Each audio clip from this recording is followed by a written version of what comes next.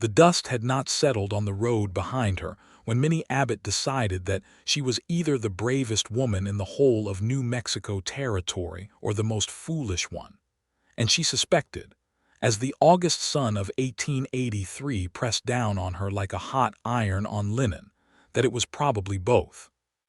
She had been riding since before dawn, out of the little town of Tucumcari with nothing but a saddlebag full of her late mother's drawings, a modest amount of coins wrapped in a handkerchief, and Biscuit, her pale buckskin mare, who had served her faithfully for 6 years, and was now showing every one of those years in the way she plodded along the cracked earth of the high desert road. Minnie was 26 years old, and she had no husband, no permanent address, and no particular destination. What she did have was a letter from a cousin in Santa Fe who had written 3 months ago saying there was work at a dry goods store, should she ever find herself in need of it. She had found herself in need of it. The problem was the road between Tucumcari and Santa Fe was not a gentle one, and the August heat of the New Mexico high plains could kill a horse as easily as it could kill a person if you did not treat it with the respect it deserved. And Biscuit, for all her good nature, had not had water in nearly 4 hours. Minnie noticed the change in her first. Biscuit's gait slowed from a steady walk to something more labored, and her breathing grew louder, each exhale a kind of quiet protest against the heat. Minnie patted the mare's neck, feeling the damp heat radiating off her coat. She scanned the horizon the way she had learned to do from her father, who had been a traveling surveyor before his lungs gave out 3 years prior. He had taught her to read land the way other men read newspapers. He had told her that in this country every fold of earth had a story, and that if you looked long enough, the land would tell you where the water was. And so she looked. To the west, maybe 2 miles off the road, she could see a line of cottonwood trees. Cottonwoods did not grow without water. They were vain, thirsty things that needed it constantly, and where they grew, there was almost always something worth finding. She turned Biscuit off the main road and let the mare pick her own path across the scrubby ground, past clumps of chamisa and prickly pear that caught the light like scattered fire. As they drew closer, the silhouette of a ranch came into view. First a windmill, its blades turning slowly in the hot air. Then a barn, wide-shouldered and red with faded paint. Then a house, long and low and built from adobe and timber with a wide porch that ran the full length of the front face. And beyond the house, a well with a wooden frame and a rope coiled around the crank. Minnie approached slowly, the way her father had taught her to approach any unfamiliar homestead.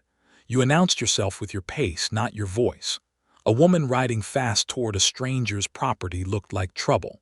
A woman riding easy looked like a neighbor, even if she was neither. There was a man in the yard. She saw him before he saw her.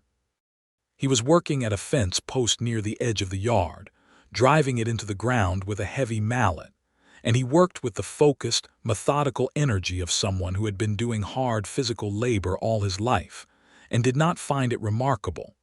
He was tall, maybe 6 feet or just under, with broad shoulders that his worn cotton shirt did nothing to hide.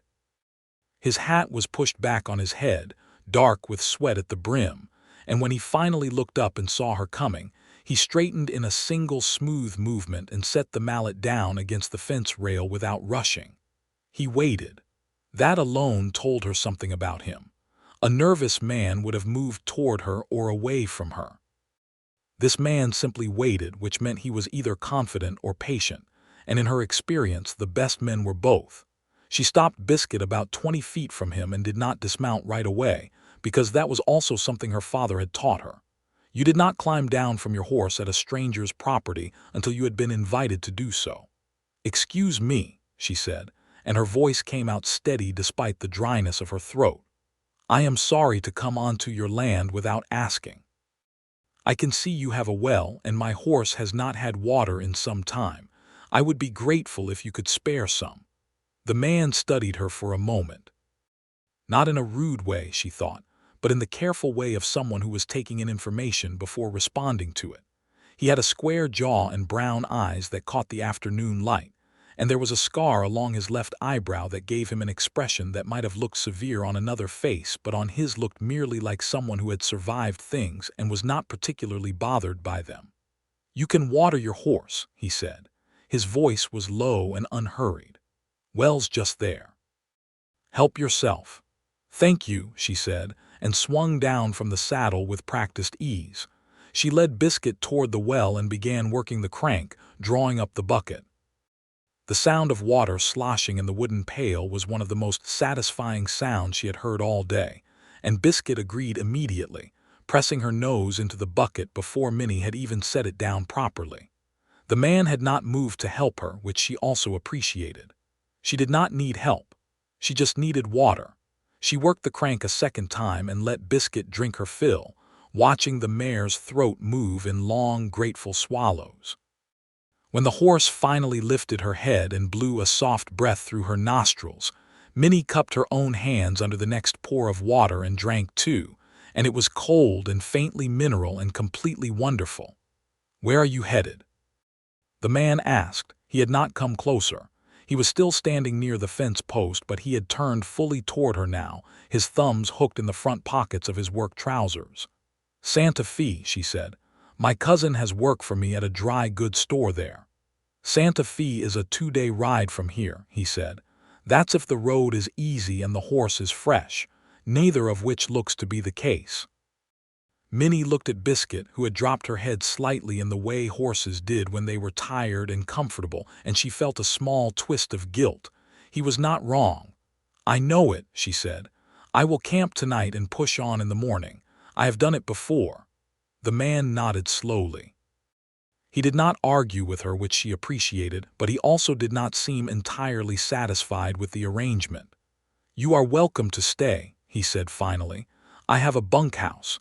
My ranch hand, Ferdy, bunks there, but there is a separate room at the end, clean enough. Your horse can go in the barn. The well, as you can see, holds." Minnie looked at him. She was not in the habit of accepting invitations from men she did not know, and she had survived 6 months of traveling precisely because she had not made careless decisions. But she was also a practical woman, and practical women knew the difference between foolish caution and foolish pride. "What is your name?" she asked. "Wesley Wells," he said, and a corner of his mouth moved slightly as if he had anticipated something about that. "Minnie Abbott," she said, "and I notice your name and your well share a word." "I have noticed that myself," he said, and this time the corner of his mouth became something that was close to a smile. "The well was here before I was. I just happened to have the matching name." She looked at him for another moment, weighing things the way she always did. Then she looked at Biscuit, who was now nudging the empty bucket with her nose in a politely hopeful way, asking for more. "All right," Minnie said. "One night. I thank you for the hospitality, Mr. Wells." "Wesley is fine," he said, "and you do not have to thank me. The well holds." Those 4 words lodged themselves somewhere in her chest that she was not entirely prepared for, and she did not examine why. He helped her settle Biscuit in the barn without making a fuss about it, forking fresh hay into the stall and checking the mare's hooves with the ease of a man who had been around horses his entire life. He did not talk much, but what he said when he did talk was direct and sensible, and Minnie found herself paying attention to the way he moved, the economy of his motions, the way he treated the horse with a kind of quiet respect that made her feel less like a stranger and more like a guest. The ranch was called the Double W, she learned. He had built most of it himself over the past 8 years, starting with just the well and 60 acres of scrubby New Mexico land that nobody else had wanted. Now it was 240 acres, with a small herd of mixed cattle, a kitchen garden that his ranch hand Ferdy tended with an inexplicable passion for growing things, and enough fence line to make the property official in every direction. Ferdy turned out to be a wiry Mexican man of about 50, with a gray mustache and the permanently amused expression of someone who had seen everything the world had to offer and found most of it funny. He was at the cook stove when they came into the main house for supper, and he looked at Minnie with sharp, good-natured eyes that seemed to take in everything at once. "You stay for eating," he said. It was not a question. "She is staying the night," Wesley said, hanging his hat on a nail by the door. "The room at the end of the bunkhouse." "Good," Ferdy said, with a satisfaction that seemed slightly out of proportion to the announcement. He produced a bowl of bean stew thick with dried chilies and chunks of salt pork, followed by corn tortillas that he cooked directly on the iron surface of the stove, and Minnie ate more than she had intended to and did not apologize for it. The three of them ate at the long wooden table in the kitchen, and the conversation moved easily in the way it did when people were tired and comfortable and not trying to impress each other. Ferdy told a story about a bull that had escaped the previous spring and ended up standing on the front porch of a neighboring rancher named Harlan Greer, who was supposedly so flustered that he tried to serve the bull coffee. Wesley said that was not entirely how it happened. Ferdy said that was exactly how it happened, and that Wesley should not rewrite history just because it embarrassed him. Minnie laughed, and she realized she had not laughed in several days, and the feeling of it was so unexpectedly warm that she had to look down at her bowl for a moment. Wesley was watching her when she looked back up, and he looked away, and she decided to let that pass without comment. After supper, she sat on the porch for a while because the desert night was doing what the desert night always did, which was turn into something completely different from the desert day. The heat lifted in layers and the air cooled quickly, and the sky above the high plain went from the deep orange of a banked fire to a blue so dark it was almost black, salted with stars so thick and low that they seemed close enough to catch. She had her mother's sketchbook in her lap, the one she always carried, filled with drawings her mother had made of the plants and birds they had encountered during the years when the Abbott family had been a traveling family, and not yet a grieving one. She was looking at a drawing of a roadrunner when she heard the porch boards creak and Wesley came out and stood at the railing and looked at the same sky she was looking at. "You draw?" he asked, nodding at the sketchbook. "These were my mother's," she said. "She passed 2 years ago. I keep them because she was very good and I am not, and I like to carry proof of the things people were good at." He was quiet for a moment. "What were you good at?" Nobody had asked her that in a long time. She thought about it honestly. "Noticing things," she said finally, "and remembering them, and being able to travel by myself without getting killed, which I am told is a skill." "It is a skill," he said, and there was no irony in it. They sat in a silence that was not uncomfortable, which was its own kind of rare thing. A coyote called somewhere out in the dark, and a second one answered from a different direction, and the windmill turned and creaked in the soft night wind. "Why this land?" Minnie asked. "You said you built most of this yourself. Why here, where nobody else wanted it?" He was quiet for long enough that she wondered if she had pushed too far, and then he said, "Because the well was already here, and the cottonwoods, and I thought if something had already chosen to grow in a place like this, maybe it was worth figuring out why." She looked at him in the darkness, the outline of his profile against the star-bright sky, and she thought that was one of the most genuinely considered things she had ever heard a person say about where they chose to live. "That makes sense," she said quietly. He nodded once, like a period at the end of a sentence, and they sat until the coyotes went quiet and the stars wheeled slowly overhead. And then she went to bed in the bunkhouse room, which was clean and smelled of cedar and old wool, and she slept better than she had in weeks. She woke to the sound of Ferdy singing in the cookhouse, a cheerful and slightly off-key tune that she could not identify, and the smell of coffee, which reached her through the thin wooden walls like an old friend. The sky through the single small window was the pale gray pink of early dawn, and Biscuit, she knew, would be rested and fed and ready to go. She should leave. She got up and splashed water from the basin on her face and repinned her hair, which was dark brown and had a way of refusing to stay in any arrangement she put it in, and then she walked to the main house for coffee and found Wesley already at the table with a cup and a piece of paper that he was working over with a stub of pencil. He looked up when she came in. "Coffee's on the stove," he said. "Thank you." She poured herself a cup and stood at the counter and looked out the window at the yard. The morning was still cool, and the light was coming in long and gold across the scrub. It really was beautiful here, she thought, in the way that empty places were beautiful when you understood that emptiness was not the same as nothing. "I want to pay you for the hospitality," she said. "No," he said without looking up from his paper.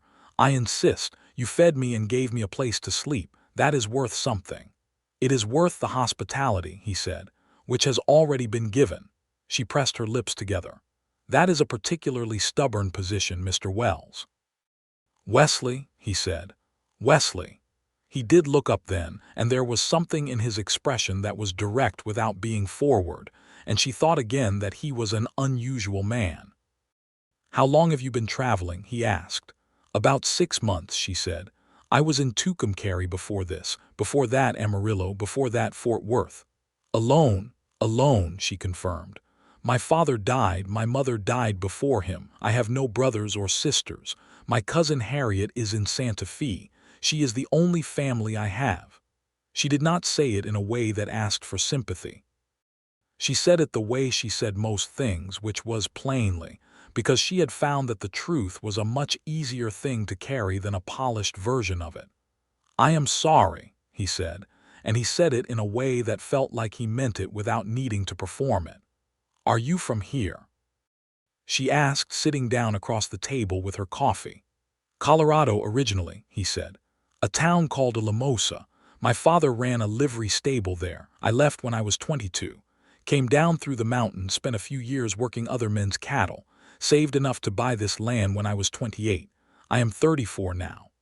"So this is 6 years of work," she said, looking around the kitchen, which was solid and well built, and had the lived-in quality of a place that was genuinely a home.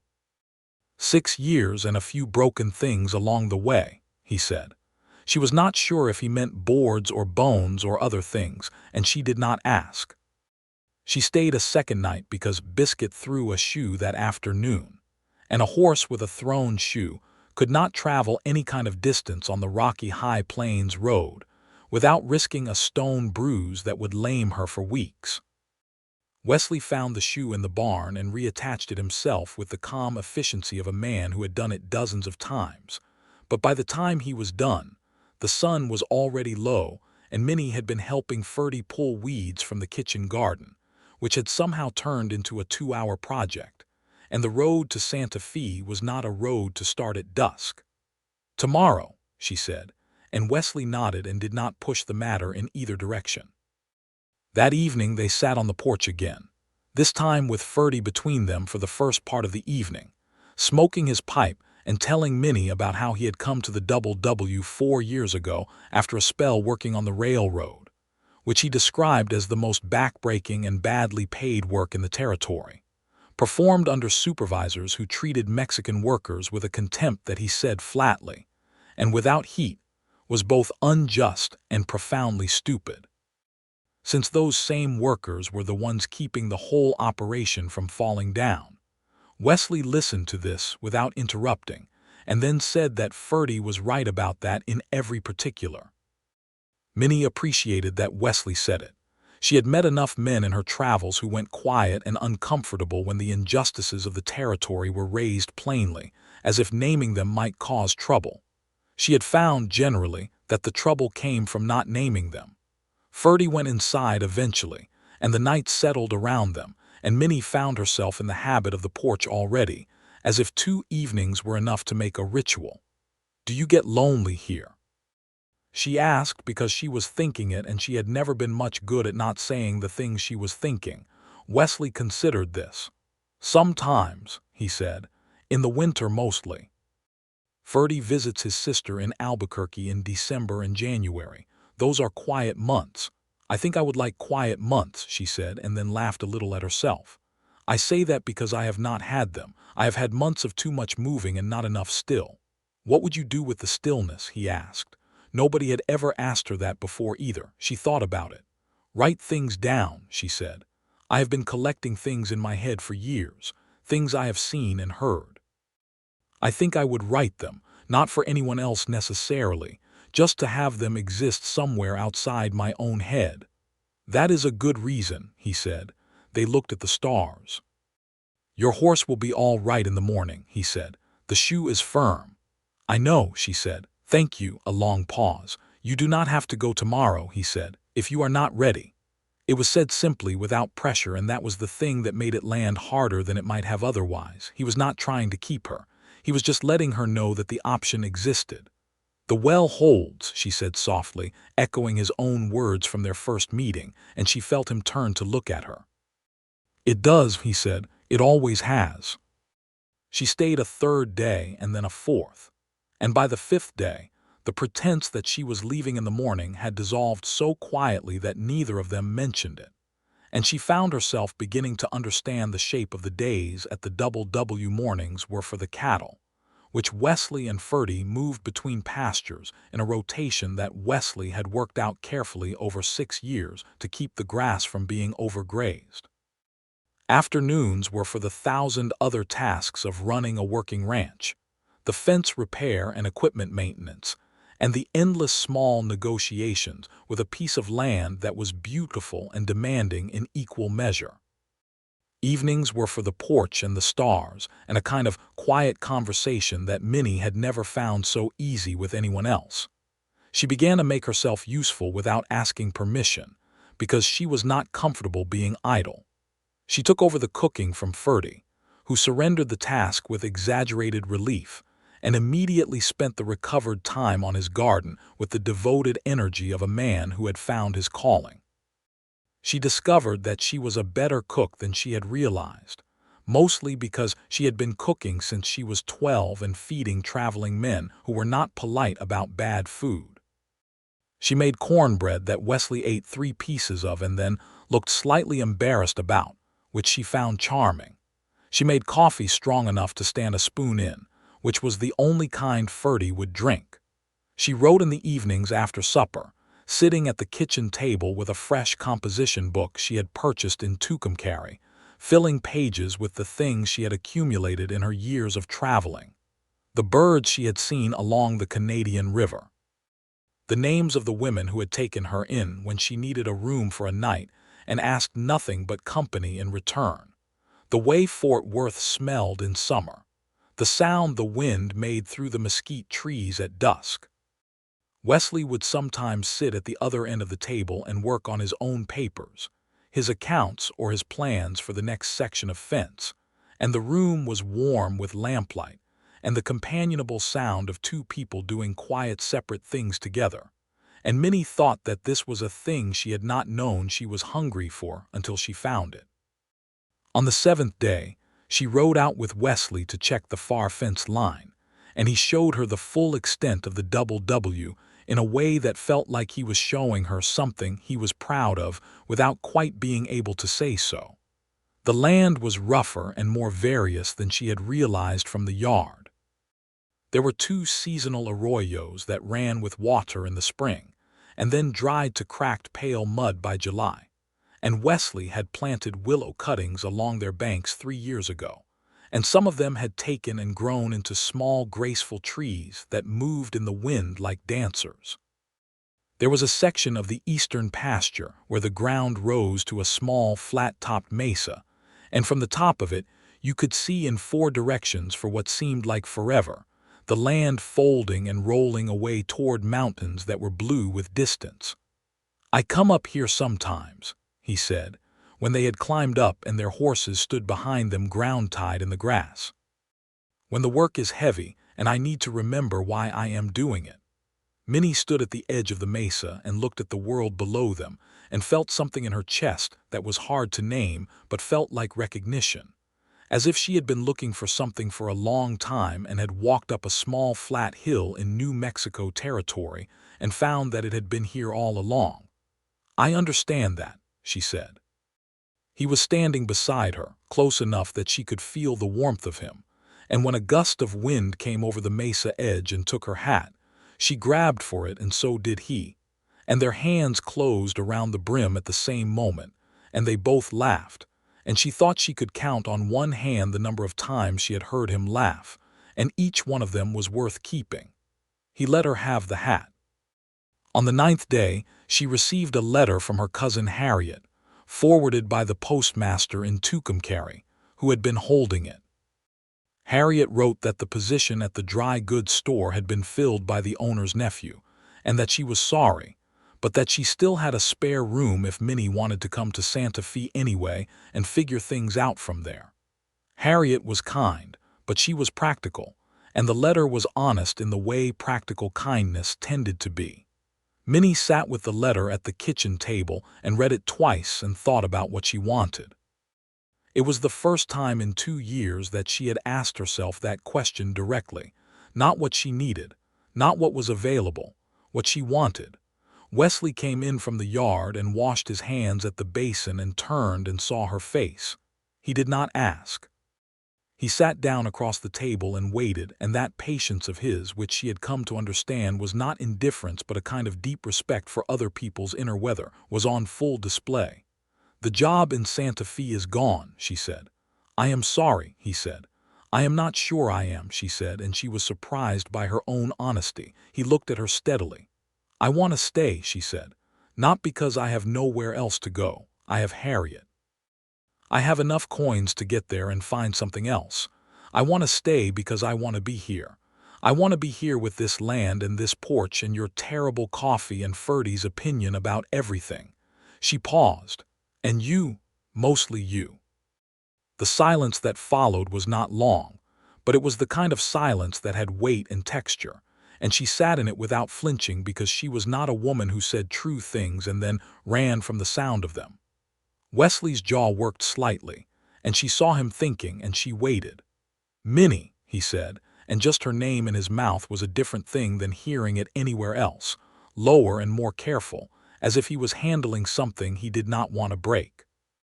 "I have thought about nothing but how to ask you to stay," he said.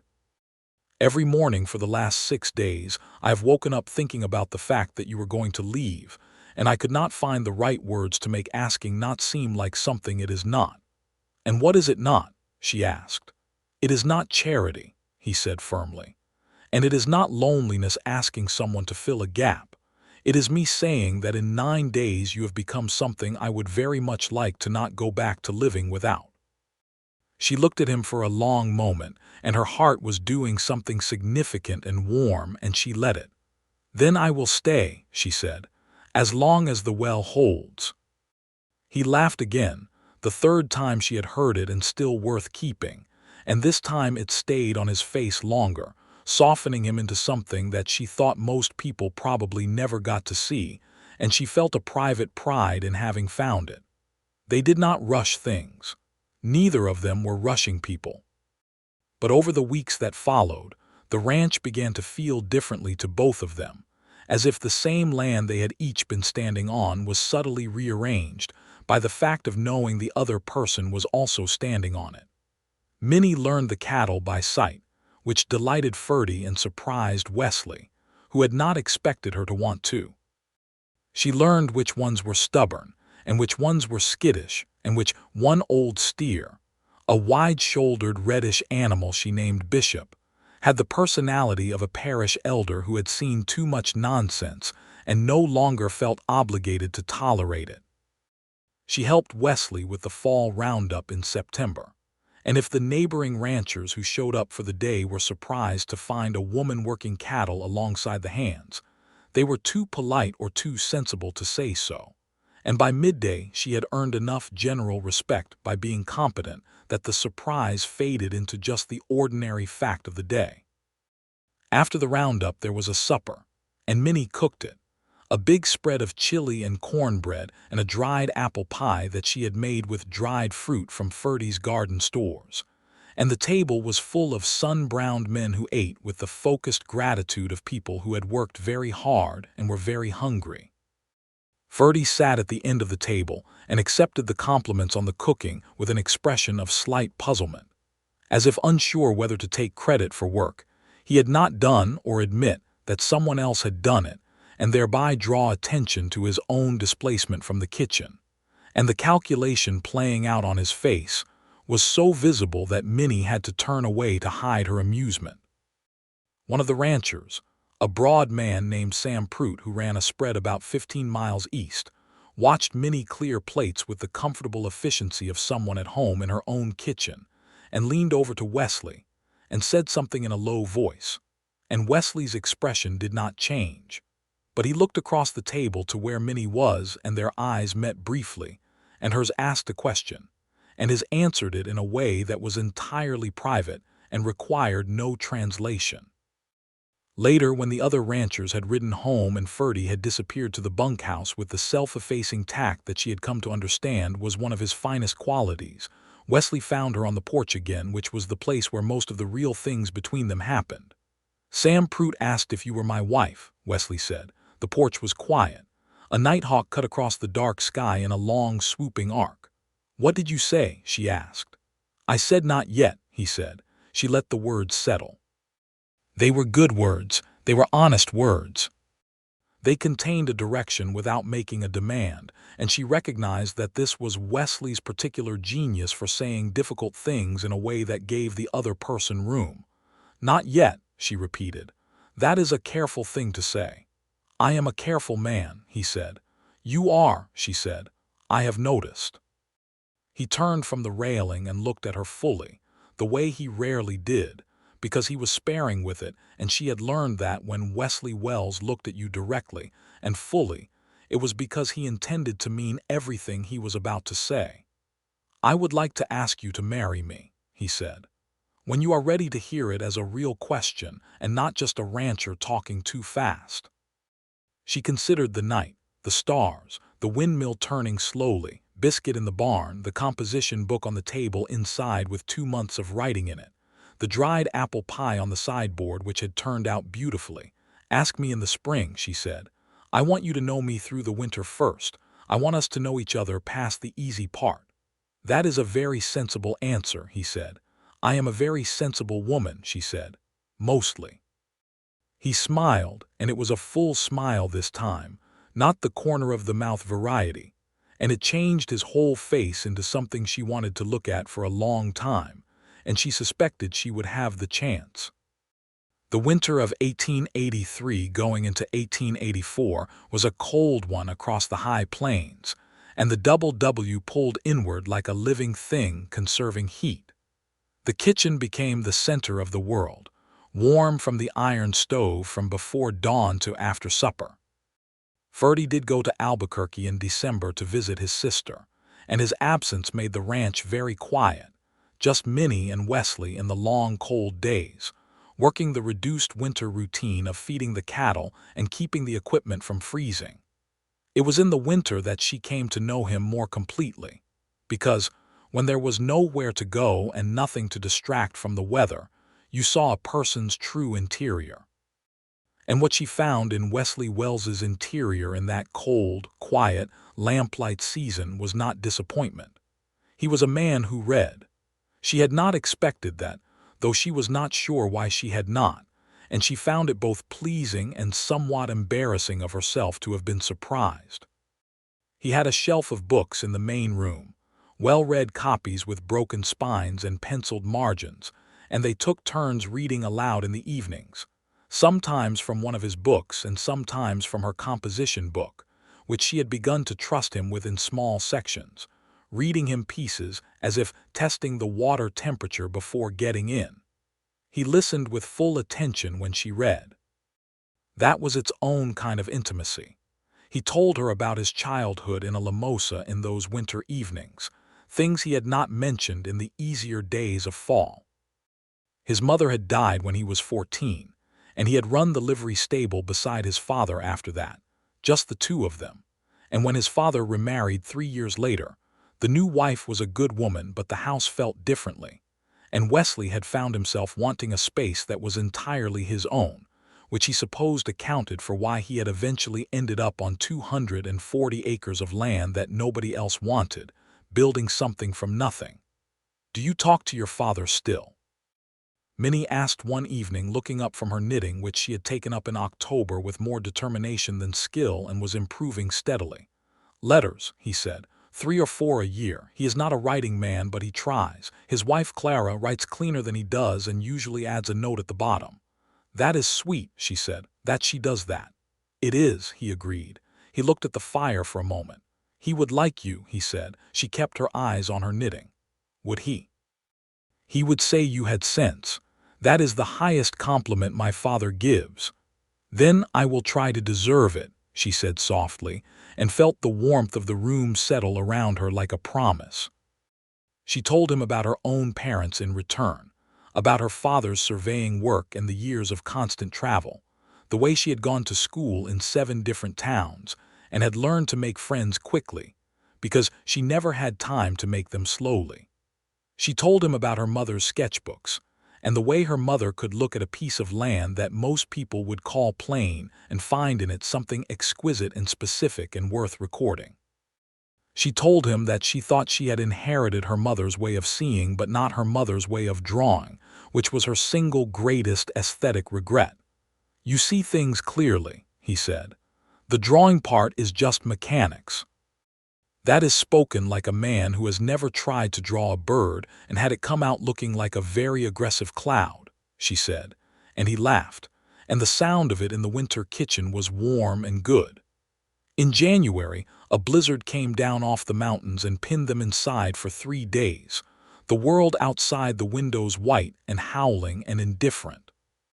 Wesley had prepared well for it, as he prepared well for most things, and there was wood stacked inside and food in the larder, and the cattle had been moved to a sheltered pasture the day before, so there was nothing to do but wait it out and keep the fires going.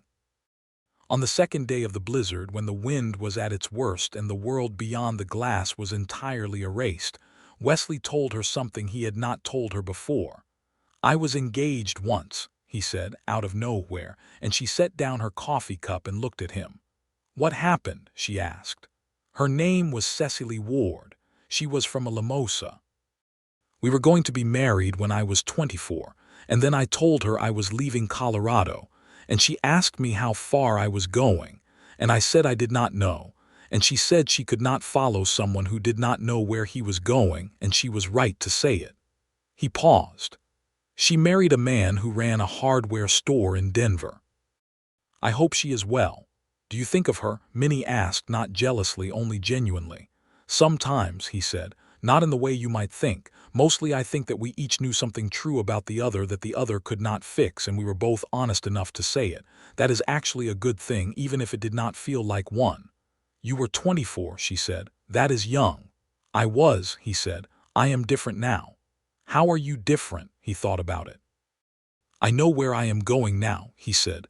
"I am already there."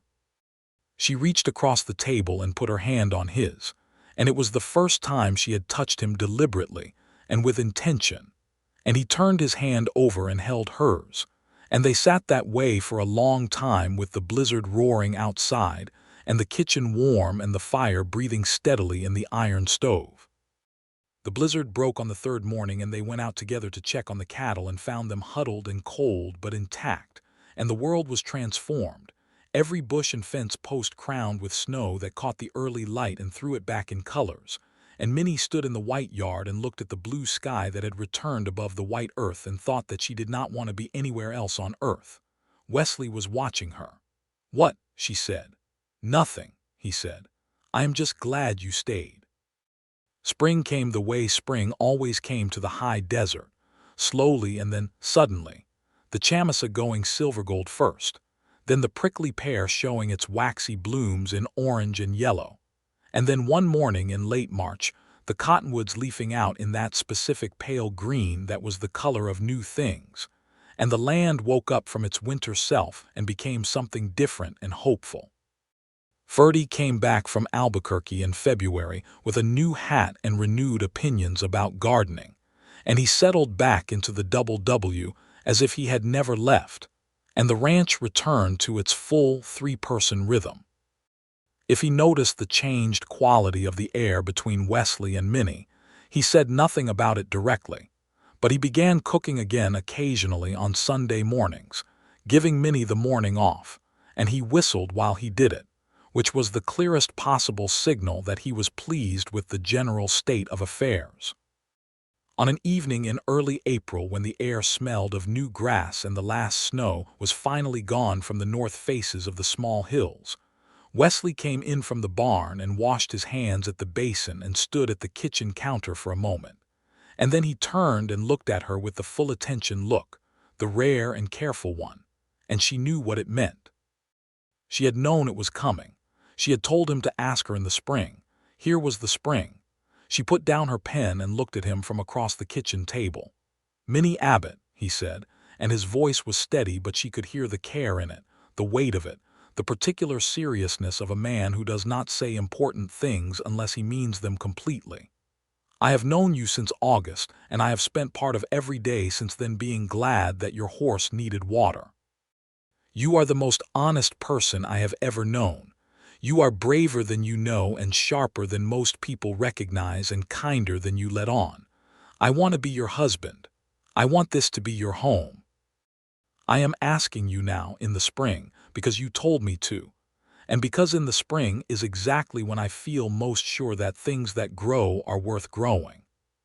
She stood up from the table and walked to him, and she stood in front of him and looked at his face, the square jaw and the scarred eyebrow and the brown eyes that were currently doing something that was very close to hoping.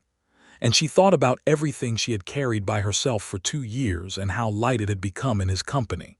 And she thought about the mesa and the eastern pasture, and the blizzard kitchen, and the porch full of stars, and how she had ridden onto this land a traveling woman with a thirsty horse and found something she had not known she was looking for until she was standing inside it.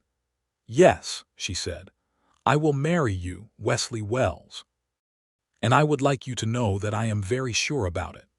He put his arms around her and held her, and it was not rushed or dramatic. It was simply the solid, warm embrace of someone who had been waiting for the right thing and recognized it when it arrived.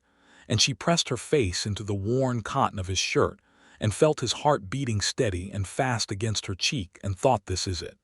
This is the thing. This is what all the moving was for. Ferdy, who had been conspicuously absent from the kitchen for exactly the right length of time, appeared in the doorway approximately 2 minutes later with the expression of a man who had definitely not been listening and said, "So, shall I make coffee to celebrate something or to console something?" "Celebrate," Wesley said, and the warmth in his voice was a thing Minnie had never heard from him before, open and unguarded. Ferdy clapped his hands together once and went to the stove with a purposefulness that indicated this was going to be the best coffee either of them had ever tasted. They were married in June of 1884. The ceremony was in the town of Mesquero, which was the nearest town with a minister, a man named Reverend Colton, who had the dignified, faintly rumpled appearance of a good person who had been in the desert too long. The schoolhouse doubled as the community hall, and occasionally as a church when the Reverend came through on his circuit, and Minnie stood in it in a dress she had made herself from good blue calico that she had ordered through the general store in Mesquero. And she thought her mother would have drawn this, the light coming through the high windows in long stripes, Wesley at the front of the room in his best shirt with his hat in his hands, looking at her with an expression that she was going to remember for the rest of her life.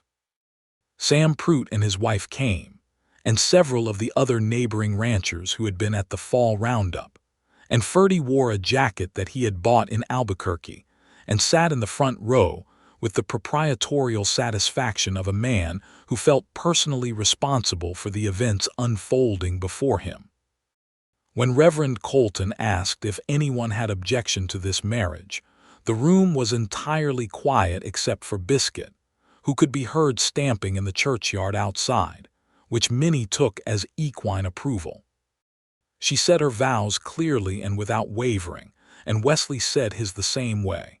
And when Reverend Colton said Wesley might kiss his bride, he did, and it was brief and warm and genuine, and the room erupted in the particular kind of applause that happens when people are genuinely happy for someone rather than merely polite.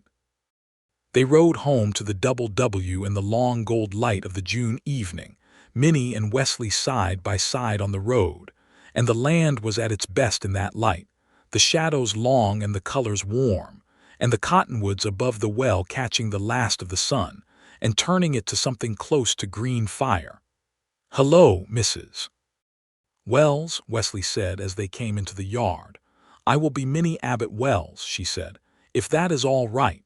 "That is all right," he said. "That is better, actually." The double W settled into its new configuration with the ease of something that had been waiting for it. The house, which had been designed by a man living alone, proved more accommodating than she had expected. She claimed the window corner of the bedroom for her writing, setting up a small table that Wesley had built for her over 3 evenings in April. And the view from that corner was the cottonwoods and the well, and she wrote there in the mornings when the light was best and the ranch was still quiet. She wrote about the traveling years, the towns and the roads and the people who had helped her. She wrote about her parents. She wrote about arriving at the Double W on a hot August afternoon with a thirsty horse and a handful of coins and a sketchbook full of her mother's drawings. She wrote about a man who had said simply that the well holds, and how those 3 words had been the truest welcome she had ever received. She was not writing for publication, though Ferdy, who had appointed himself her first reader with an enthusiasm she found both touching and slightly alarming, told her regularly that she should send things to the newspaper in Albuquerque.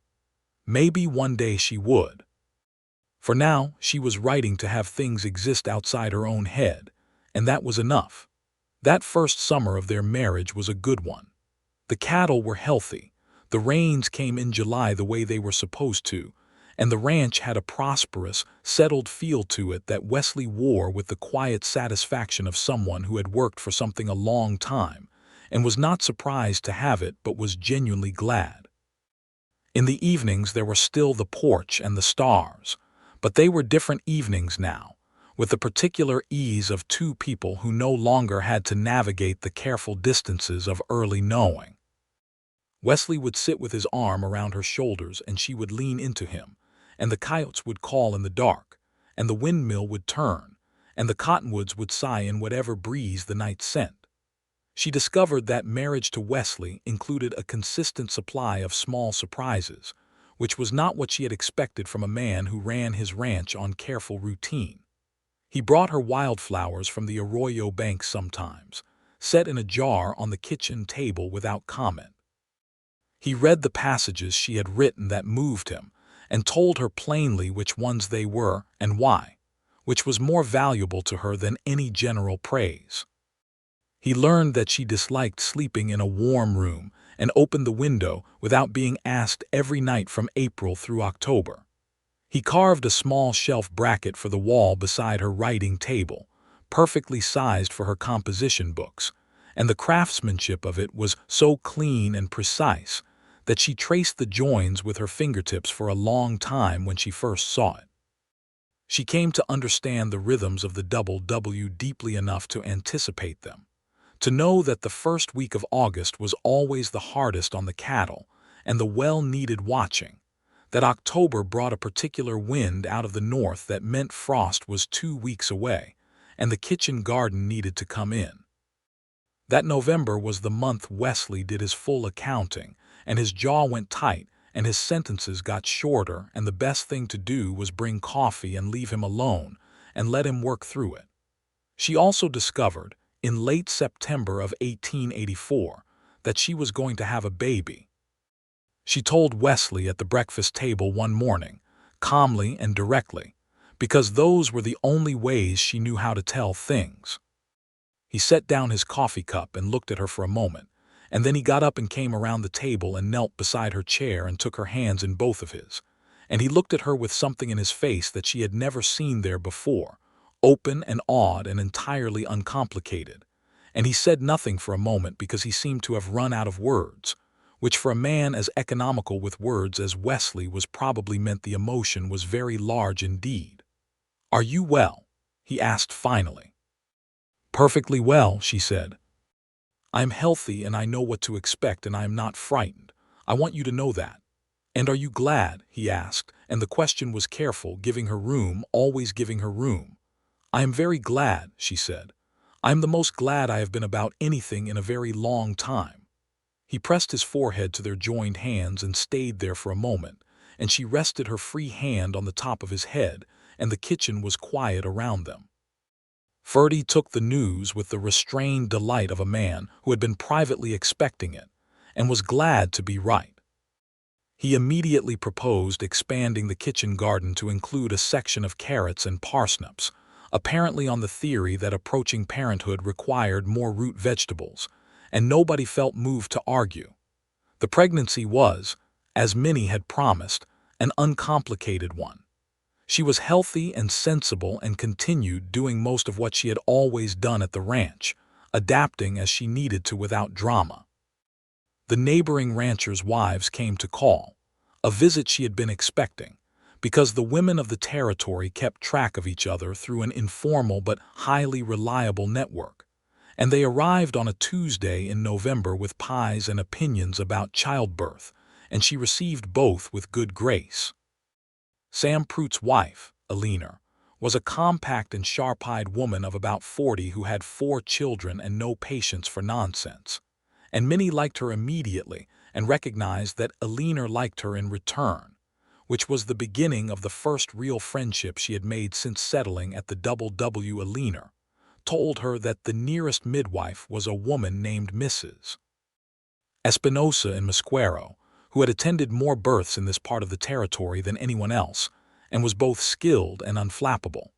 Minnie made note of this and wrote Mrs. Espinosa a letter in December, a polite professional introduction, and received in return a brief, direct reply that communicated competence without effort and made her feel confident in the arrangement. The baby came in the first week of June 1885, almost exactly 1 year after their wedding, and it was a boy. A boy with Wesley's square jaw and Minnie's dark hair, and the general air of someone who had arrived ready to engage with the world and saw no reason to delay.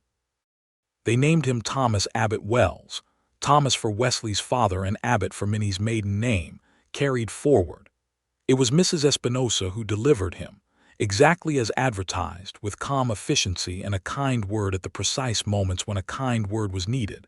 And when it was done and she placed him in Minnie's arms, Minnie looked at this small and definite person and felt something so enormous and simple that she did not try to put words to it, just held him and breathed. Wesley came in when it was over and sat on the edge of the bed and looked at his son with the same odd, uncomplicated expression she had seen on his face the morning she had told him, and then he looked at her and said, "You are extraordinary." "I am ordinary," she said. "This is what ordinary people do." "No," he said, in a tone that closed the argument politely. Thomas was a good baby, which they were grateful for, and a demanding toddler, which they were also grateful for because it meant he was well. The W became a different place with a child in it, fuller and louder in specific pockets and quieter in others. The rhythm of the ranch adjusting around the small but authoritative presence of one Thomas Abbott Wells, who by the age of 2 had developed a strong opinion about which horse was his favorite, which was Biscuit, and who followed Ferdy around the kitchen garden with the focused devotion of an apprentice who had chosen his master and saw no reason to reconsider. Ferdy, for his part, bloomed under this attention. He taught Thomas the names of every plant in the garden with a patience and thoroughness that exceeded what he applied to most adult conversations, and Thomas reciprocated by attempting to eat approximately 30% of the garden in its growing stages, which Ferdy corrected with gentle firmness. The summer of 1886 was a hard one for the territory. A long dry spell ran through July and into August, and the range grass turned pale and brittle, and ranchers everywhere were watching their water sources with the focused anxiety that drought brings to anyone who makes their living from the land. Several smaller operations to the north lost cattle to the heat, and there were stories of wells going dry in the hardest-hit areas that put a particular chill into conversations between ranchers, even in the worst of the summer heat. Wesley watched his own well with characteristic calm, checking the water level every morning and keeping notes in his ledger. The W had always had strong water, drawing from deep in the rock, and the well had never gone dry in 8 years. But the drought was long and severe, and there were no guarantees. Minnie knew he was worried by the set of his shoulders in the evenings and the slightly shorter sentences, the August accounting multiplied by drought anxiety. She kept the household water use careful without needing to be told, and she sat beside him on the porch in the evenings and did not try to make the worry less than it was, because she had learned that false reassurance was a form of disrespect, and he did not want it from her. "The well will hold," she said one evening in mid-August, not brightly but seriously, the way you said something you believed. He looked at her. "It always has," she said. And she meant it both ways, the way they both always meant it when they said those words, as something about water and as something about them. And he understood both meanings because he always did, and he put his arm around her and pulled her close, and they watched the summer stars in the dry, hot dark. The well held. The rains came in early September, late but real, long soaking rains that turned the land green again within 2 weeks, and sent the grasses up in a rush of recovery growth. And the cattle fattened again, and the kitchen garden had a late burst that Ferdy regarded as personal vindication, and the double W came through the drought year intact. In the fall of 1886, Minnie found herself expecting again, and this time she told Wesley while they were riding the eastern pasture checking fence, and he nearly fell off his horse with surprise, which she found so endearing that she saved it in her composition book that same evening. The second baby was a girl, born in the spring of 1887, with Minnie's brown eyes and Wesley's particular expression of patient assessment, which on a baby looked somewhat comically serious. They named her Clara Mee Wells, Clara for Wesley's stepmother, which made Wesley write his father a letter that Minnie could tell, from the careful way he worked over the words, meant a great deal to him, and Mee for no one in particular except that it sounded right. Wesley's father, Thomas Wells Sr., wrote back within 3 weeks, which was record time for him, and the letter was 2 full pages, which was also record time, and Clara Wells Sr. added 4 paragraphs at the end that were warm and specific and welcoming, in a way that made Minnie hold the letter longer than necessary and blink more than the subject seemed to require. The double W with 2 children was a different proposition from the double W with 1, or no children at all, and Minnie navigated the adjustment with the practical creativity of a woman who had adapted to new circumstances all her life. The writing table in the window corner remained, and she protected the morning writing hours with quiet determination, not because the work was more important than her family, but because she had learned from her mother that a woman who maintained the part of herself that was entirely her own was a better wife and mother for it.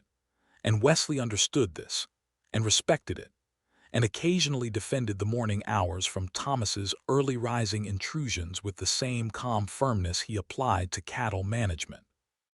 Ferdy, at this point, was less a ranch hand and more a member of the family, a distinction he waved off as unnecessary but clearly felt.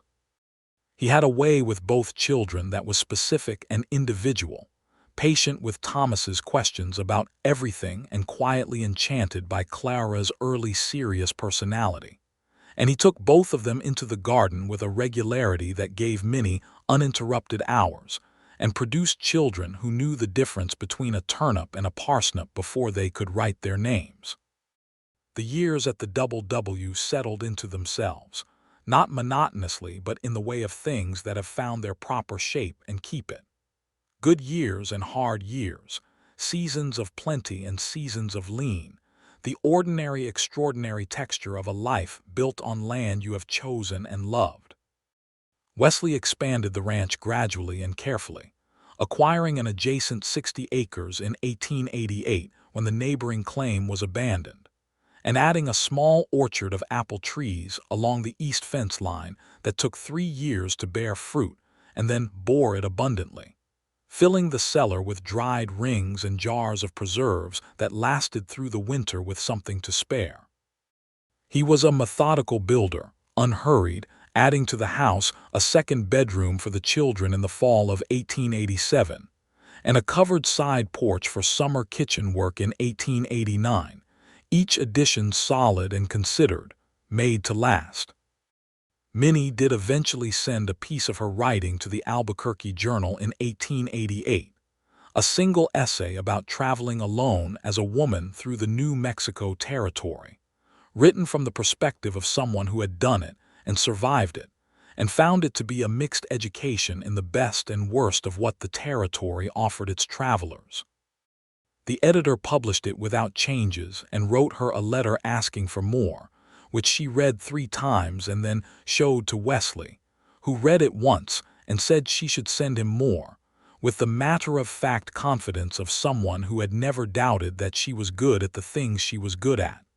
She sent the editor more. Over the following 2 years she published 8 pieces, none of them long, all of them honest, and she received letters from women across the territory who had read them and felt seen by them, and those letters went into a box under the writing table, and she read them sometimes when the days were ordinary, and needed the reminder that ordinary things, written truly, were worth something to the people who found them. Thomas was 5 years old in 1890 and Clara was 3, and one evening in June of that year, the evening of their 6th wedding anniversary, Minnie and Wesley sat on the porch after the children were asleep and the night was warm and full of stars, and the cottonwoods were silver in the moonlight, and the well sat solid and patient in the yard. "Do you remember when you asked me to water my horse?" Minnie said. "I remember when you rode up on that poor exhausted mare and asked me in a voice that told me you would not have asked anyone you were not certain you could trust," he said. She turned to look at him. "I was not certain at all. I was desperate and hoping. You hid it well." "I always hide things well," she said. "It is one of my less useful qualities." "You hide them less well now," he said, and there was something warm in it, something that meant he was glad. She leaned into him, and his arm came around her the way it always did, easy and certain, and she looked at the well in the moonlight and thought about a woman she used to be, on the road with a thirsty horse and a handful of coins and nowhere particular to go. "What would you have done if I had just watered the horse and left?" she asked. He was quiet for a moment. "I would have watched you ride away," he said, "and I would have thought about it for a very long time. Would you have done anything?" "I do not know," he said honestly. "I like to think I would have found the courage to follow after you and say something, but I am glad I did not have to." She pressed her hand flat against his chest, over his heart. "I am glad you did not have to either." They sat in the warm June night, and the windmill turned slowly in the breeze, and the cottonwoods whispered their silver-leaved commentary, and inside the house their children were sleeping, Clara on her back in the uncomplicated sleep of a 3-year-old, Thomas on his side with his arm around the stuffed horse Ferdy had made for him from old leather scraps, and which Thomas regarded as a serious companion and not a toy. And the well sat in the yard, full and still and patient, the same well that had been there before Wesley and before Minnie, and before any of the particular story that had grown up around it, the thing that had made this piece of land worth something when nobody else could see it, the deep and steady source of everything. Eleanor Prout came to call the following week with a basket of plums from her own trees, and the news that the territory was changing, as it always was, more farms going in along the valleys, more fences on lands that had been open, more people arriving from the east with the permanently surprised expression of people who had read about the West in books and found the actual West to be something different. Eleanor had opinions about all of this, sharp and specific, and she delivered them over coffee at Minnie's kitchen table while Thomas played in the yard, and Clara sat on Eleanor's lap and regarded her with the solemn attention she gave to most things. Minnie had her own opinions and they talked through the afternoon, the way women with similar minds and genuine respect for each other could talk, not agreeing on everything, which was part of what made it good. Ferdy appeared twice to offer food with the air of a man who approved of the conversation and wished to sustain it by practical means. It was Alina who told her that there was a new school teacher in Mesquero, a young woman from Missouri who had come out on a territorial teaching contract, and that the school was finally getting what Alina described as real books and a real curriculum, and that Thomas, who would be old enough for school in the fall, would have something worth going to. Thomas started school that September and came home every day full of opinions about it, which was not a surprise to anyone.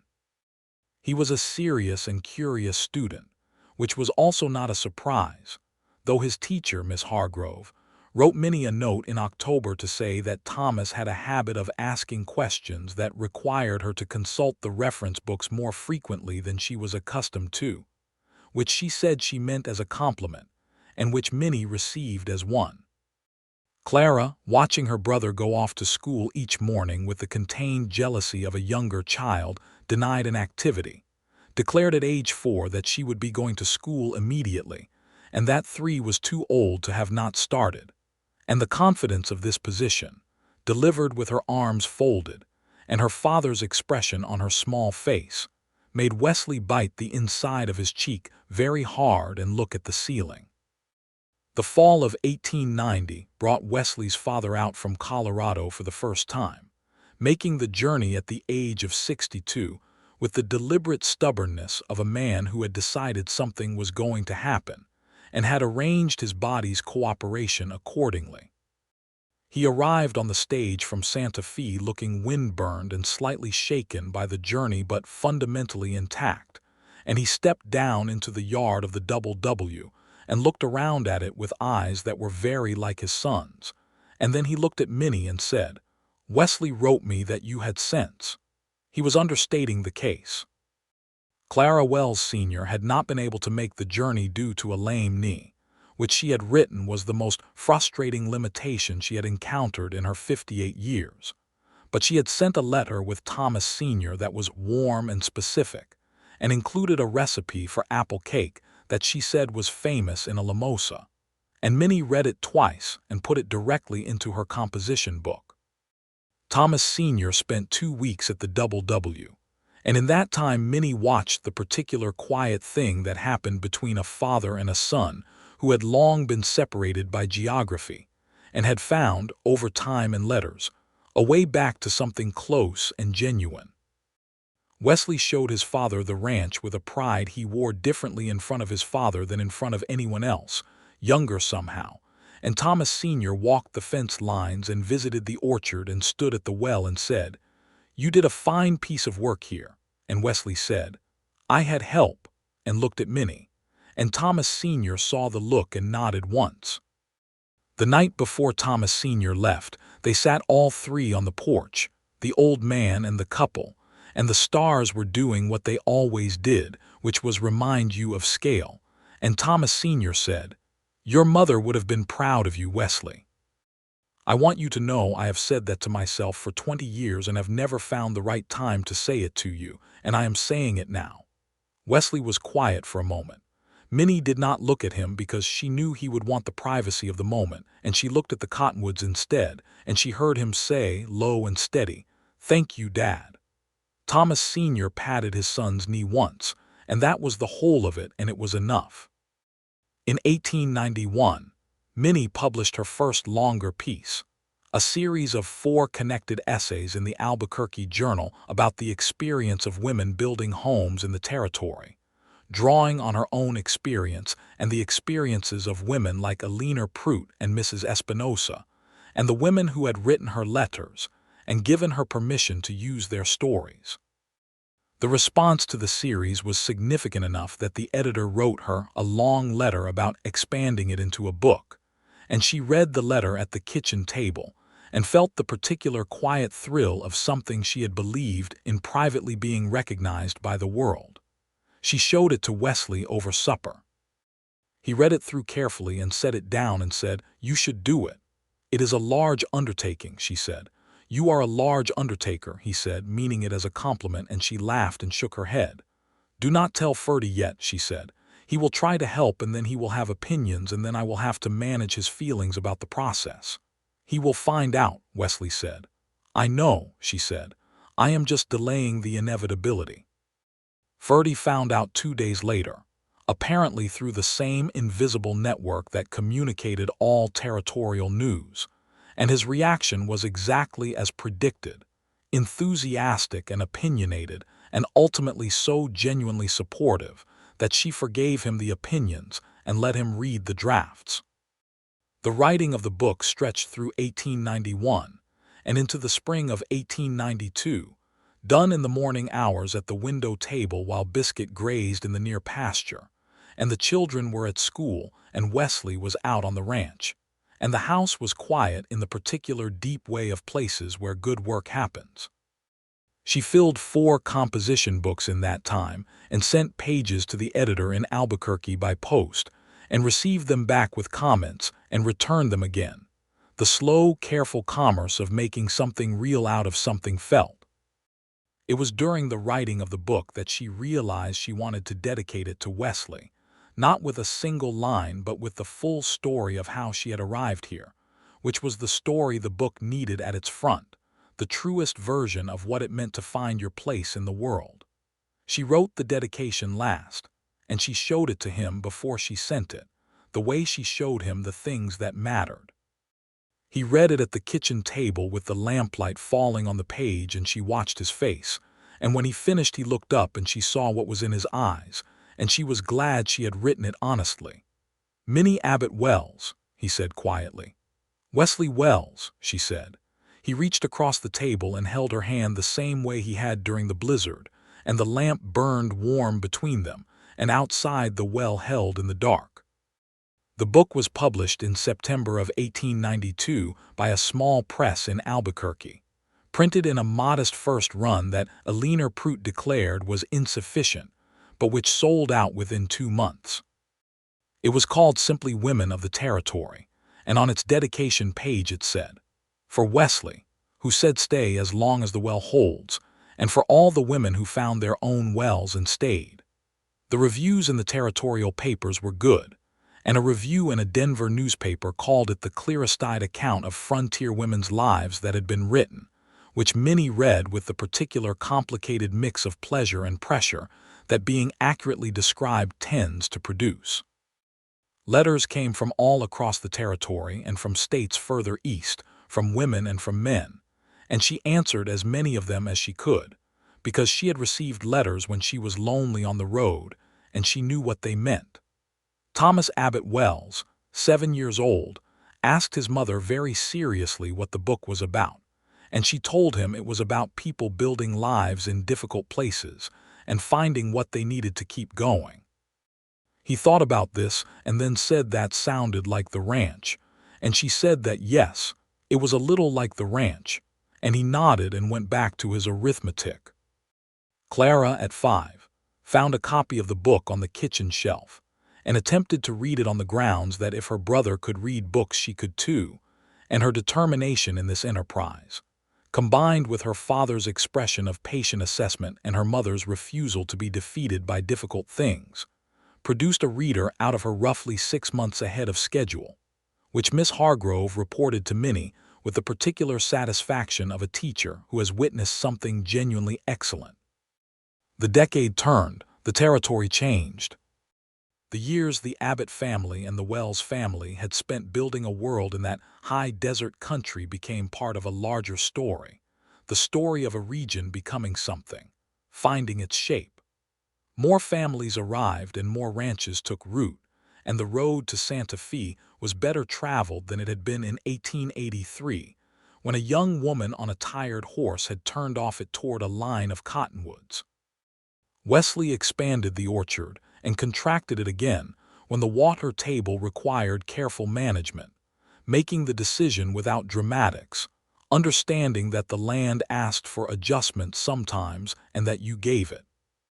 He trained Thomas alongside him in the ranch work from the time the boy was old enough to be useful, not forcing it but offering it, and Thomas took to it the way he took to most things, with focused curiosity and then growing competence, though he also showed a distinct talent for the mathematics of the business side of ranching that Wesley recognized was sharper than his own and encouraged without jealousy. Clara, at 10, had read most of the books on the shelf in the main room, and had started on her mother's composition books with a permission she had asked for carefully, and received on the condition that she understood they were first drafts and not finished things. She understood this. She also understood at 10 that her mother's writing was very good, and she said so in the direct way she said most things, and Minnie found herself unexpectedly emotional about being told plainly by her daughter that she was good at something. Ferdy turned 60 in 1893, and they made a celebration of it. A genuine party with neighbors invited, and a long table set in the yard under the cottonwoods, and Ferdy received the attention with the air of a man who was pretending to be embarrassed and was secretly very pleased.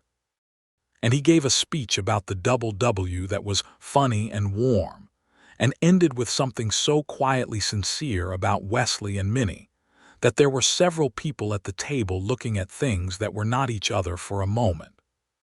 After the party, when the neighbors had gone home and the children were in bed and the yard was quiet under the late summer stars, the three of them, Ferdy and Wesley and Minnie, sat at the long table that had not been cleared yet, with the remains of the party around them and the cottonwoods moving gently above. 60 years, Minnie said. Yes, Ferdy said, and I am still the best cook on this ranch. That is a matter of ongoing debate, Minnie said. It is not a debate, he said firmly. It is a settled matter. Wesley said nothing but topped up Ferdy's coffee cup with the small, attentive gesture of a man who respected the person he was tending to, and Ferdy wrapped both hands around the cup and looked at the stars. I am a fortunate man, Ferdy said. I want to say that out loud before it gets late. You are, Wesley said. So are we. Minnie leaned her head against Wesley's shoulder, and the night settled around them, warm and familiar and real. The cottonwoods and the windmill and the well and the house full of sleeping children, and the long history of a place that had begun as nothing, but a piece of unwanted land with a reliable source of water, and had become, through the patient accumulation of work and love and the willingness to let things grow, something so full of life that it seemed to give the stars themselves a reason to stay in the sky above it. In the winter of 1894, with Thomas 9 and Clara 7, and the double W established and settled and running with the confident ease of an operation that knows what it is, Minnie found herself expecting a third time, which was a surprise to both of them, and a delight that they received with the full-hearted ease of people who had been through it twice and trusted their own capacity. This time it was another boy, born in July of 1895, bright-eyed and loud from the first minute, and they named him James Ferdy Wells. James for no particular reason except that it suited him immediately, and Ferdy for the man who had been the fourth wall of their family for 12 years, and when Wesley told Ferdy about the name, Ferdy sat down in the kitchen chair and looked at his coffee cup for a long moment and then looked up with the expression of a man who had something very large in his chest that he was keeping carefully contained, and he said, "That is a fine name for a boy." "It is a fine name for a man," Wesley said. "That is why we gave it." The double W went on. The seasons turned. Thomas grew into a young man with his mother's sharpness and his father's patience, and a gift for numbers that took him, when he was old enough, to study at the agricultural college in Las Cruces, which was a significant thing, the first of the Wells family to go to formal schooling beyond the common level, and he went with his father's square jaw and his mother's absolute confidence in her own ability to navigate difficult territory. Clara grew into a young woman with her father's quietness and her mother's clarity, and she read everything she could find, and Minnie put her in correspondence with the editor in Albuquerque when Clara was 16, and a first small piece appeared in the journal the following year under the name Clara Me Wells, and Minnie sat at the kitchen table and held the newspaper, and felt something so particular and private and whole that she put the paper down and went to find Wesley in the barn and told him. And his face did the thing it did when something mattered very much to him, the open, unguarded expression that most people never saw. James Ferdy Wells was, as advertised by his entrance into the world, a loud and energetic presence, entirely comfortable in his own skin from the start. And he learned the ranch by following his father and then outpacing him in physical energy if not yet in judgment. And Ferdy, watching this development with deep satisfaction, observed that the boy was exactly what a ranch needed, which was someone who thought the work was fun. The winter of 1897 brought Wesley's father for a second visit, this time with Clara Wells Sr., whose knee had finally permitted long travel again. And Clara Sr. arrived and met her grandchildren, Thomas at 12 and Clara at 10 and James at 2. And she held James Ferdy Wells on her lap and looked at him with the expression of someone accounting for an unexpected and completely welcome abundance. And she told Minnie over the kitchen table that the apple cake recipe she had sent in a letter 9 years ago had been the family's most important culinary gift, and she was glad it had found the right hands. Minnie showed her the kitchen with the same quiet pride Wesley had shown her the ranch on that ridge in the east pasture, the pride of someone who has made something real and is glad to share it. And Clara Sr. touched the wooden shelf Wesley had built beside the writing table and said, "He made you that, didn't he? He always did make things to last." "He does," Minnie said. "Everything he makes to last." Clara Sr. looked at her with bright, clear eyes. "Including this," she said, meaning the marriage, meaning all of it, and Minnie felt the truth of it settle in her bones. "Including this," she agreed. The last evening of that visit, with the grandparents settled and the children asleep and Ferdy in the bunkhouse, and the house quiet, Minnie and Wesley sat on the porch one more time in the November cold, wrapped in a single wool blanket around both their shoulders, and the stars were winter stars, brilliant and sharp, and the cottonwoods were bare-branched and dark against the sky. She thought about a dusty August road in 1883, a tired horse, a line of cottonwoods against a flat horizon. A man standing at a fence post who had waited instead of running or reaching. She thought about the well. "Wesley," she said, "I want you to know something." "Tell me," he said. "I was always going somewhere when I rode up to this ranch," she said. "Every day of my life before that day I was going somewhere. Tucumcari to Santa Fe, Fort Worth to Amarillo, always somewhere ahead of me that wasn't where I was." She paused. "I have not been going somewhere since the day I stayed. I have just been here, and here is every place I have ever wanted to be." He was quiet for a long moment, and the wind moved through the bare cottonwoods, and the windmill turned, and the well sat in the yard, solid and patient and full. Then he turned and looked at her with the full attention look, the rare and deliberate one, the look that said everything he was about to say was meant completely. "I told you the well holds," he said. "I should also have told you that I have been glad of that every single day in ways I do not have words big enough for." "You have enough words," she said softly. "You always have exactly enough." He pulled her closer against his side, and she leaned into the warmth of him, and the stars wheeled overhead, and the ranch lay quiet around them, the barn and the bunkhouse and the orchard and the kitchen garden and the cattle and the south pasture and the mesa on the eastern horizon just visible in the dark as a slightly deeper darkness against the sky. And in the yard the well held, as it always had, as it always would. The years that followed kept the promise of the ones before them. Thomas came back from Las Cruces with a degree and a young woman named Rose who had studied there alongside him. A determined and warm-hearted person who took one look at the double W and said she could see why Thomas had talked about it the way he did, which told Minnie everything she needed to know about the young woman's character. Wesley offered Thomas a formal partnership in the ranch, and Thomas accepted it with the kind of seriousness that meant he understood what it was worth, and the double W became a Wells and Wells operation in everything but the name on the gate, though the name on the gate stayed the same because some names were worth keeping. Clara went to Albuquerque at 18 to work at the newspaper, the same paper that had published her mother's pieces all those years before, and she sent letters home on a regular schedule, and every letter had something in it that made Minnie read it aloud at supper, and made Wesley listen with the expression of a parent who is surprised by a child and delighted to be.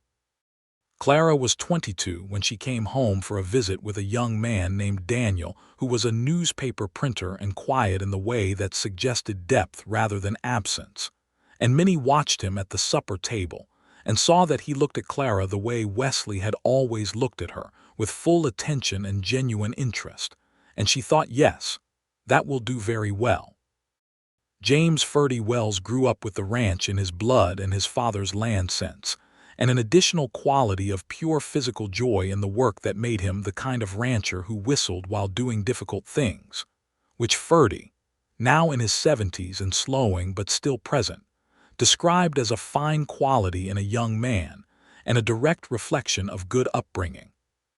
Ferdy Wells, as the family had come to think of him, which was not his name but was entirely what he was, stayed at the W until he was 73. When his sister in Albuquerque fell ill and needed him, and he went to her with the same unhurried practicality with which he had done everything. And he wrote letters from Albuquerque that were full of opinions about his sister's cooking and news about the family there, and occasional specific questions about the kitchen garden, which James answered in detail, and which Ferdy acknowledged with brief but satisfied replies. He passed away in the spring of 1905. At 72, with his sister beside him, and the news came to the W in a letter that Minnie read at the kitchen table on a morning in April when the cottonwoods were just coming into leaf, and the kitchen was full of the same good light it had always been full of. She sat with the letter for a long time, and then she went to find Wesley in the barn. He read it and set it down on the workbench and put his hands flat on the bench and looked at the floor for a moment, the way he processed things that were large, and then he looked up.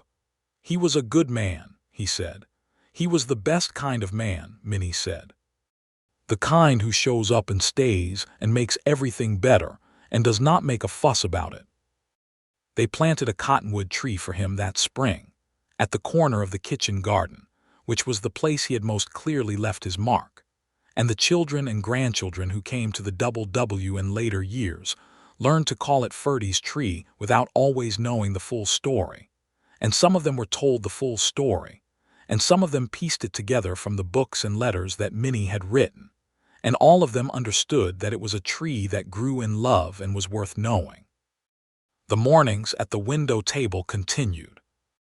Minnie wrote her second book in 1900, a more personal account that she had been working on for years, and a third in 1904, and the editor in Albuquerque, now a younger man who had taken over the paper from the original one, treated her with the kind of professional respect that she had earned through consistency and clarity and the refusal to be less than honest. Wesley read everything she wrote, always the first reader, and his comments were always useful precisely because he said little and meant everything he said. And she had long since stopped wondering how she had been fortunate enough to find a person whose attention felt like the best kind of light. One evening in the summer of 1902, 19 years after a dusty August arrival, she was sitting on the porch as the sun went down over the western hills, doing something she rarely did, which was doing nothing at all, simply sitting and looking at the yard and the well and the cottonwoods in the long gold light. Thomas's children, her grandchildren, were playing in the yard, 2 boys of 4 and 6 who were engaged in some elaborate game involving the empty water bucket and several sticks, and an enthusiasm that required no explanation. Wesley came out from the house and sat beside her, and they watched the children together. "Are you happy?" she asked, not because she did not know the answer, but because she wanted to hear it in his voice. He was quiet for a moment. Not the troubled quiet, not the working things out quiet, but the comfortable, settled quiet of a man who has everything he needs right in front of him. "I am the happiest I have known how to be," he said. "Every year I find out there was a little more." She rested her head against his shoulder, and the grandchildren shouted at each other about the bucket, and the cottonwoods moved in the evening wind, and the well sat in the yard, and the windmill turned, and the light fell on everything it touched in the generous way of late summer evenings in the high desert, the way that makes ordinary things look like they have been blessed. And they had been. That was the thing. They simply had been. She reached over and took his hand, and he held it, and the sun went down, and the first stars came out above the double W, and somewhere out in the dark the coyotes called to each other the way they always had and always would. And the well held, quiet and full and permanent in the yard, the first thing and the last thing, the source of everything that had grown up around it, exactly as it had always been, exactly as it would always be.